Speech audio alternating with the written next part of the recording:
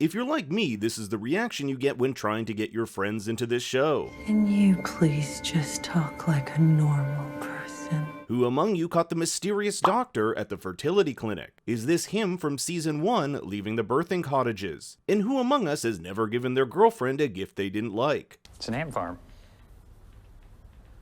This episode does an aggravatingly good job at giving us a glimpse at life below the severed floor while holding its cards close to the chest at what these rooms do and what on earth is Cold Harbor. But we're going to take a deep dive into all these questions and take a look at all new clues and theories to see just what's going on at Lumon. So make sure to like and subscribe. I'm 1,000 subscribers away from a music dance experience. Episode 207 is pretty much the Mark and Gemma origin story, and nothing says romance like meeting your partner at a blood drive. The first thing you'll notice are the flashback scenes shot on film, making it easier to distinguish between past and present. Then there's Gans College, the school where both Mark and Gemma taught. Gans in German means all or whole, an apt name considering this is where Mark met Ragabi, who wants to make his mind whole again. We'll see similar shots used from season 1, but notice how the campus looks borderline abandoned, a stark contrast to the bustling courtyard we see in our flashback. I love how one of Mark's first lines to Gemma I'm sorry, who are you? is the very first line in season 1.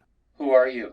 Gemma teaches Russian literature and is currently reading Tolstoy's The Death of Ivan Ilyich. In episode 205, we saw how Mark kept different Russian clippings on his fridge, one of them a German cover of Tolstoy's Resurrection. Both The Death of Ivan Ilyich and Severance share common themes of alienation, mortality, and the meaning of life, with both Mark and Ivan having to come to the realization of how little control they have over their lives. But perhaps the most concerning aspect of not only this blood drive, but medical help in general is how closely tied it is to Lumon. We'll see the Lumon logo on this medical device at the blood drive and on the fertility form Mark and Gemma visit later on. Not to mention, did any of you happen to spot Dr. Maurer in the background of their flashback? Why would a dentist be working at a fertility clinic? Maurer is German for wall, and he is a physical barrier that prevents Gemma from making it to the outside world.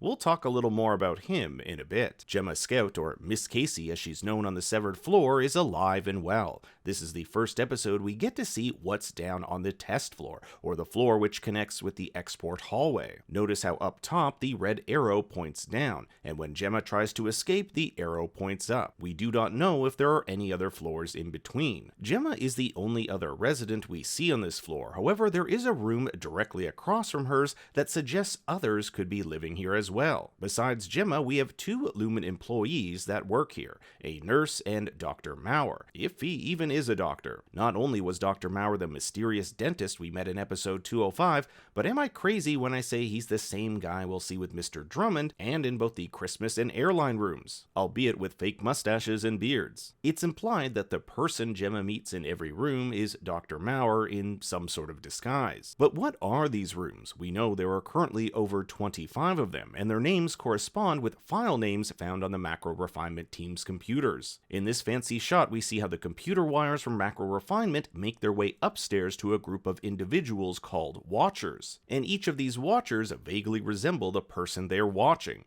Irv's has a mustache, Dylan's a bit rotund, and Helly's has red hair. These guys have access to cameras buried within our Annie's computers, and they can also see the computer screens themselves. Last episode, I theorized Drummond might have access to cameras in the outside world, as he was able to find Irv's hidden documents. What if these Watchers also watch them while they're on the outside, with cameras that are located all over town? We can see that 24 files have reached 100% completion, with Cold Harbor sitting at 96%.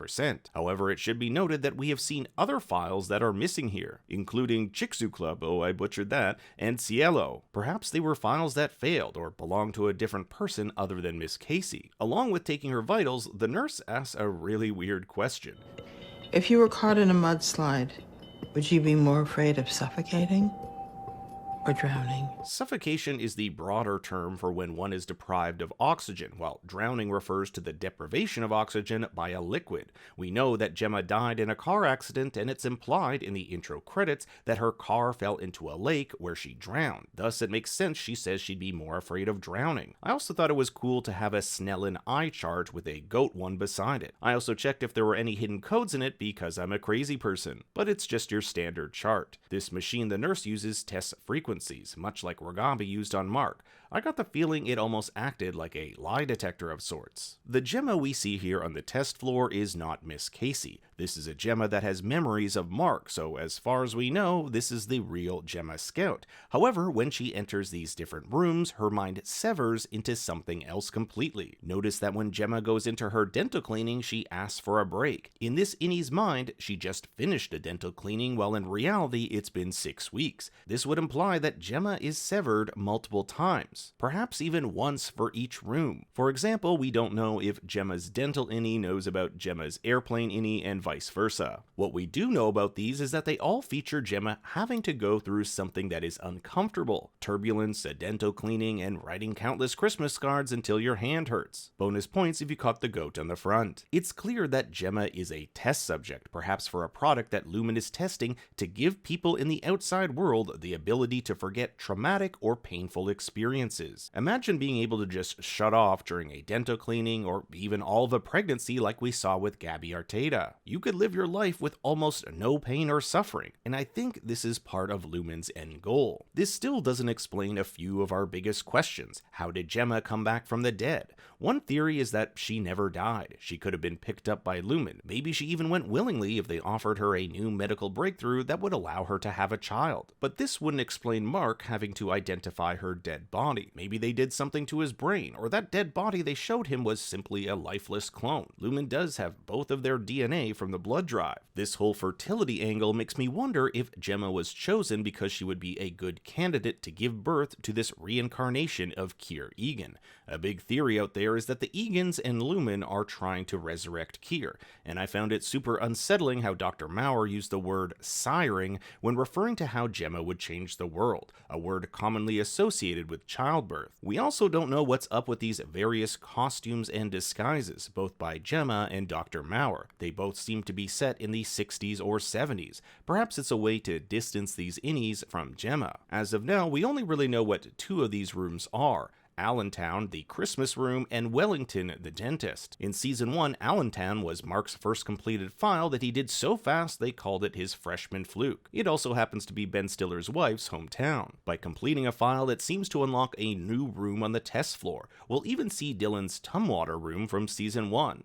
With Mark at 96% completion of the Cold Harbor file, Gemma notes that the room finally got a name. We don't know what Cold Harbor is. Perhaps it's her reliving the car crash or the pain of losing a child. These rooms require blood from the nurse in order to enter, so if Gemma or anyone else wants to access these rooms, that's gonna be an issue. You'll also hear Gemma's room automatically locked behind her, implying that she is indeed held captive. When Gemma visits the Wellington room, you'll hear Dr. Maurer whistling Gordon Lightfoot's The Wreck of the Edmund Fitzgerald, the same song he whistled while retrieving his dental tools a few episodes ago. It's also possible these rooms have something to do with the maintenance of the human body, from dental work, calisthenics workouts, and even learning how to read and write. But why does Gemma's handwriting look like it was done by a child? She's a college professor after all. This may suggest either head trauma from the accident or that this body isn't Gemma's original. The flashback portion of this episode is one of profound heartbreak. We see Mark and Gemma fall in love, try for a baby, and Mark learn of his wife's death. Just watching Mark disassemble the crib was tragic, and the show is definitely setting him up to be a father. If you watched my episode 206 video, I go through all the hidden details hinting at such, mainly that he's now had unprotected sex with Helly twice, and I doubt there are any Lumon condoms around. You'll notice Mark and Gemma's home in these flashbacks are filled to the brim with books, knickknacks, plants, and life, a stark contrast to the sparse, lifeless interior of his Lumon townhome. Even Mark's demeanor is far more jovial, as we'll see him having a great time with Rickon and Devon. If you've read The UUR, available on Apple Books, you'll know how much Rickon loves to hike and go outdoors, which is on full display here. It's even mentioned that Mark and Gemma would go on frequent hiking trips with Devon and Rickon. Of particular note is this large World War I French propaganda poster with the words "Aidez-moi," or "Help Me." The top part reading "Pour le dernier Côte d'Or," it's a call to the French people to invest in the war effort as they're close to victory. When Gemma turns down a drink, Devon knows she's pregnant. However, this is short-lived as we'll see her lose the baby, prompting Mark and Gemma to seek help at the Bootsman Fertility Clinic. Bootsman is a German word meaning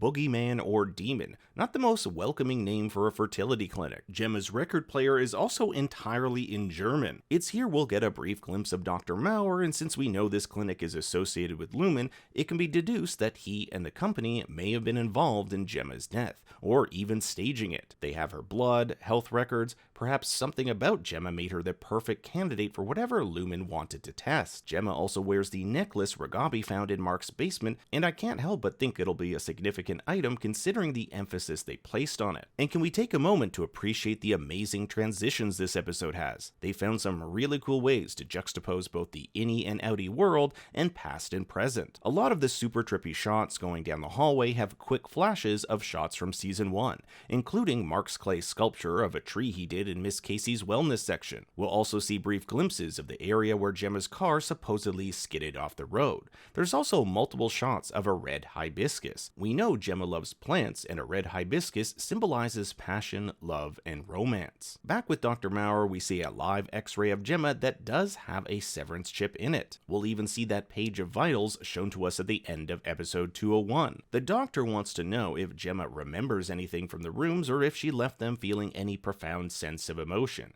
but for Gemma, it's all a blank. That is, if we believe her. When she's completed all the rooms, the doc says, "You will see the world again, and the world will see you."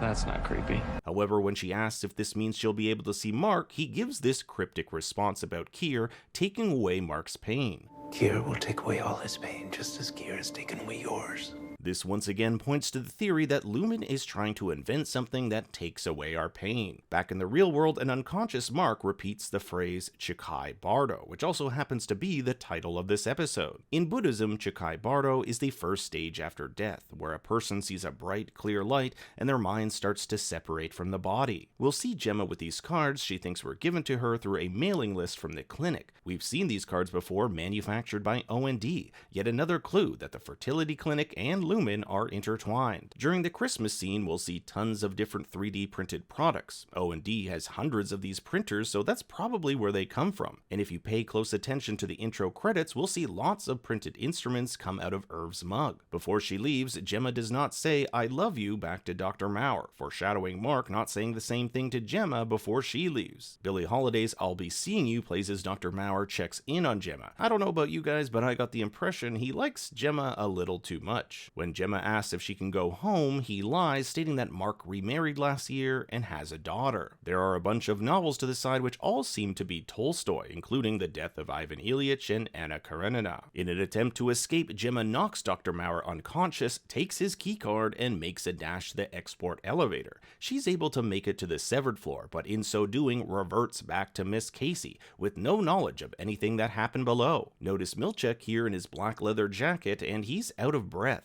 He probably heard of the breach and ran immediately over. He tells Miss Casey that her Audi came down the wrong elevator while enjoying an art exhibition, which we know is complete bullshit. Miss Casey wants to know how long she's been gone and also asks, "Where's..." Thank you, Miss Casey. We don't know who she's referring to, but it's likely Mark, as Mark was one of the last people she saw before being sent away, and he said he would talk to someone about her being fired as the wellness director. Even when... Let me talk to somebody. There's also this underlying, dare I say, romantic tension where Miss Casey says the best part of her 107 hours of life was being on the severed floor with Mark and the Innies. It's important to note that this is probably not the first time Gemma has attempted to escape, as Drummond notes she once broke Dr. Maurer's fingers.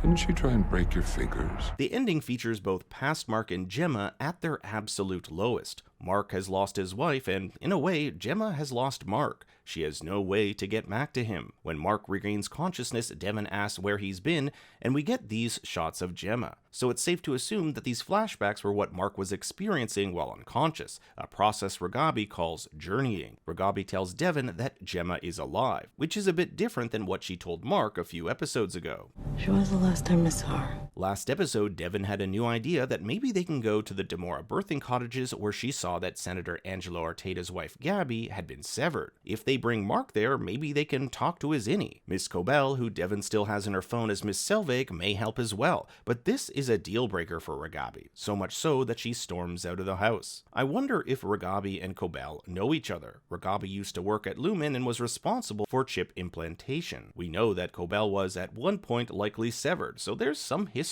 there. A lot of people online have been saying our doctor was seen all the way back in episode 105 leaving Gabby Arteta's cabin. While I don't necessarily think it's him because the actor is not credited nor likely wasn't even cast yet, remember this would have been 3 years ago, it does point to the fact that there is a connection between the fertility clinic, the birthing cottages, and Lumon. Now we get into our trailer sleuthing section where we only have 2 shots to go over as we near the end of the season. We have not seen Miss Cobel for quite some time, and here she is in some sort of cave or tunnel. The last we saw her, she was getting as far away from Lumon as she could. Finally, this shot of Helena or Miss Casey walking down a gray hallway leading to a snowy landscape. I want to know who you guys think this is and where it could be set. Is this Lumon or somewhere else entirely? We only have 3 more episodes left of what is turning out to be a phenomenal season of television. But now I turn it over to you. What do you think will happen next? I want to hear your thoughts and theories in the comments below.